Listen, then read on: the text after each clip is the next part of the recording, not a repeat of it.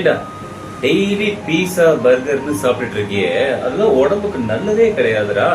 அப்பா, இட்லி தோசை கம்பங்கூழு கேழ்வரகு கூழு இதெல்லாம் சாப்பிட்டதெல்லாம் அந்த காலம்ப்பா. இப்பெல்லாம் பீஸா பர்கர் தான் நிறைய சாப்பிடுறாங்க. எல்லாரும் இதாப்பா சாப்பிடுறாங்க, நீ மட்டும் தான் சாப்பிட்டுட்டு இருக்க. இந்த பீஸா பர்கரை சாப்பிடுறதுனால உடம்புக்கு தான் கெடுதல். இதை டெய்லி இப்படி சாப்பிட்டுட்டு இருந்தீங்கன்னா கண்ட கண்ட வியாதி எல்லாம் வந்துரும்டா. அப்பா, நீ தான் இந்த மாதிரி சாப்பாடுலாம் ஜங்க் ஃபுட் அன்ஹெல்தின்னு சொல்ற. ஆனா இந்த கடையில எல்லாம் போய் பாரு, கூட்டம் அவ்வளோ இருக்கு, எல்லாரும் இதை தான்ப்பா சாப்பிடுறாங்க. இன்னொன்னு புரிஞ்சுக்கோ, நீ அதை ஏன் சாப்பிடக்கூடாதுன்னா அது நிறைய ப்ரிசர்வேட்டிவ்ஸ் ஆட் பண்ணிருக்காங்கடா. அப்புறம் அது ஹைலி ப்ராசஸ்டு ஃபுட்ரா. இப்படி நம்ம ஹைலி ப்ராசஸ்ட் ஃபுட்டை சாப்பிட்டோம்னா அது உடம்புக்கு பல கேடு உண்டாக்கும்டா. அதனாலதான் இது மாதிரி உணவை சாப்பிட்டுட்டு நிறைய பேர் ஹாஸ்பிட்டலுக்கும் வீட்டுக்குமா அலைஞ்சிட்டு இருக்காங்க. ஏப்பா, நீ தான் சொல்ற இது அன்ஹெல்தி, ப்ரிசர்வேட்டிவ் நிறைய இருக்கு, ஹைலி ப்ராசஸ் ஃபுட்னு சொல்ற. ஆனா இதெல்லாம் சாப்பிடுறவங்க நல்லா தானப்பா இருக்காங்க. அந்த காலத்துல நாங்க பழைய சோறு சாப்பிட்டோம், தோசை சாப்பிட்டோம், இட்லி சாப்பிட்டோம், கம்பங்கூழு கேழ்வரகுன்னு சாப்பிட்டுட்டு இருந்தோம். அப்பெல்லாம் உடம்பு ஆரோக்கியமாவும் தெம்பா இருந்துச்சுடா.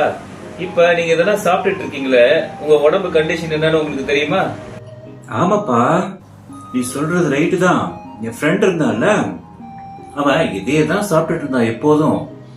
அப்புறமேட்டு பார்த்தா ஹாஸ்பிட்டல் போயிட்டு வந்தான். அப்ப சொன்னாங்க அவனுக்கு ஒபிசிட்டி ப்ராப்ளம் இருக்கு, கொலஸ்ட்ரால் கண்டென்ட் அதிகமா இருக்கு உடம்புலனும், அப்புறம் அவனுக்கு சுகர் பிபி கூட இருக்குன்னு சொன்னாங்கப்பா. அவன் கூட சொன்னா முதல்ல மாதிரி அவனால எதுவும் பண்ண முடியலன்னு.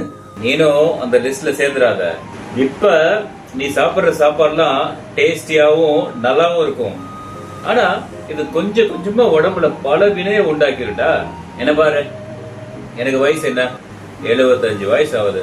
நான் என்னைக்காவது ஹாஸ்பிட்டல் போய் பார்த்திருக்கியா?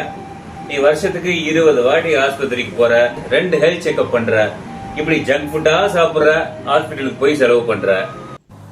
சரிப்பா, நீ சொல்றதுனால இந்த சாப்பாடுலாம் நான் குறைச்சிக்கிறேன். இனிமேலுக்கு வீட்டு சாப்பாடே சாப்பிடுற ட்ரை பண்றேன்ப்பா. நீயே ஒண்ணு நல்லா கவனிச்சுனா உனக்கு தெரியும். அப்ப பழைய சாப்பாடு சாப்பிட்டு நல்லா ஹெல்தியா இருந்தோம். இப்ப நடுவுல அதெல்லாம் சாப்பிடாம போயிட்டீங்க. இப்பெல்லாம் 5 ஸ்டார் ஹோட்டல்லயே பழைய சோறு தானே ட்ரெண்டிங். 5 ஸ்டார் ஹோட்டல்ல போய் பழைய சாப்பாடு சாப்பிடுற நிலைமைக்கு வந்துட்டோம்.